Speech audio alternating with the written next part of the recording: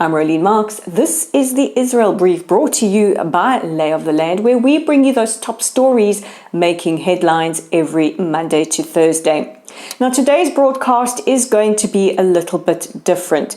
Instead of focusing specifically on the news headlines, we are going to take a look at events leading up to and how we commemorate Yom Hashoa. As the sun sets tonight, the whole country and the mood of the country will change. It is a day 24 hours long that is different to the one observed on the 27th of January, which is International Holocaust Remembrance Day, a day designated by the United Nations to remember and to educate about all the victims of the Holocaust. However, Yom Hashoa is specific to Israel and specifically remembers the Jewish victims. The date coincides with the anniversary of the Warsaw Ghetto Uprising. Jews were specifically targeted like no other group of people during the Holocaust. The Nazis wanted to implement the final solution to eradicate the world of what they saw as the Jewish problem. Jews were targeted from baby till the very, very elderly, and the Nazis used their industrial-sized extermination machine to rid Europe of nearly 3/4 of its Jewish population and communities. Many of them are family members, and we can all trace our roots back to communities in Europe and North Africa that don't exist anymore as a result of the Shoah, of the genocide against the Jewish people. Now, earlier today, the head of the German Bundestag, President Barbara Bas, arrived in Israel. She met with Speaker of the Knesset, Miki Levy, and she said that the lessons of the Holocaust are there to oblige us to give no space for anti-Semitism in Germany. Responding to her sentiments, Miki Levy responded with the fact that she was here at the Knesset and will address the Knesset during the course of tomorrow shows the important and special relationship that Israel and Germany have. Barbara Bas also visited Yad Vashem before she visited the Knesset. Israel's ambassador to the Ukraine, Michael Brodsky, has written to the mayor of Kyiv, Vitaly Klitschko, appealing to him to rename public squares and streets after Ukrainians who had rescued Jews during the Holocaust. Earlier this week, Klitschko announced that he would be renaming all public spaces that had either Belarusian or Russian names to something else. And this was the suggestion by Israel's ambassador on the eve of Yom Hashoa. Jews have had a very, very complicated, complex, and dark history in Ukraine. Throughout the centuries, Jews have routinely been discriminated against and persecuted. During the time of the Tsars, Jews were expelled from many places of Russia and sent to live in what was called the Pale of Settlement, where they didn't enjoy some of the privileges that their fellow countrymen enjoyed.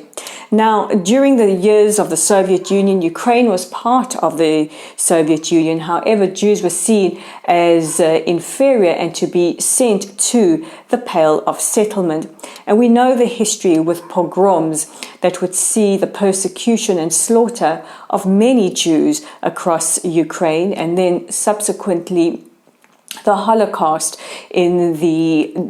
during the Second World War, which saw vast amounts of communities just mercilessly slaughtered. And the model used in Ukraine was different to that in many other places in Europe. In Ukraine, we refer to as the Holocaust by bullets, where the Nazi Einsatzgruppen went from village to village, rounded up the Jewish communities, forced them either into ghettos or to dig pits, where they were subsequently murdered by gunfire. Today, memorials exist all over Ukraine as testament to the mass graves that litter the country. It is only with the election of President Zelensky that we have seen the rhetoric around this change.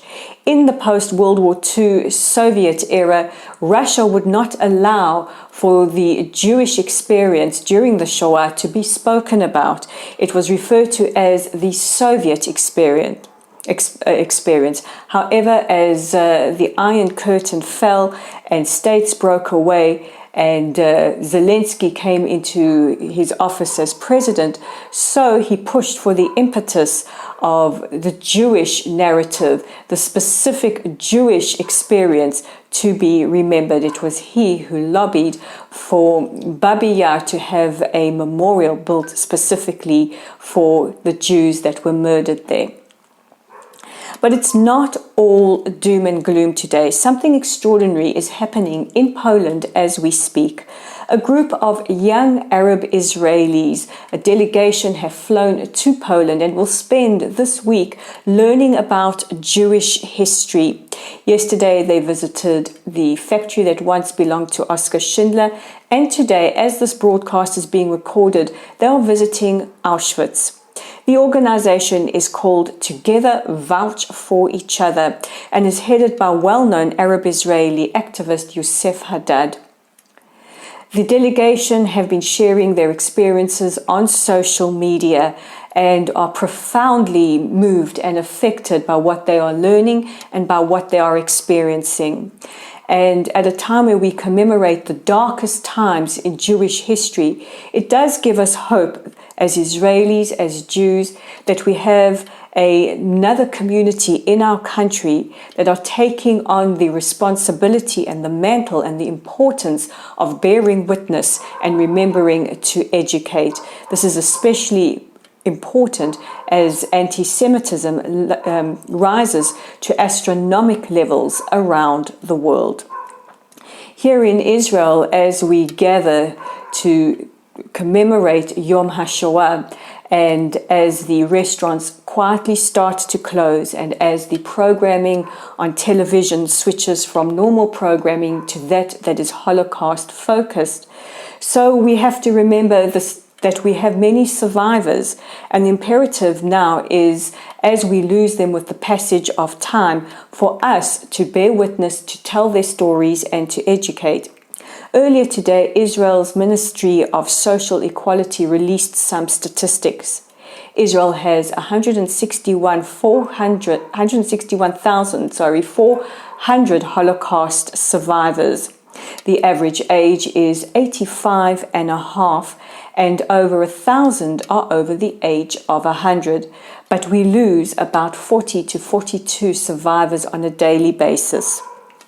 So while this broadcast today has been extremely emotional and difficult for me to do, and you no doubt can hear me faltering sometimes with my words, as we go into Yom HaShoah,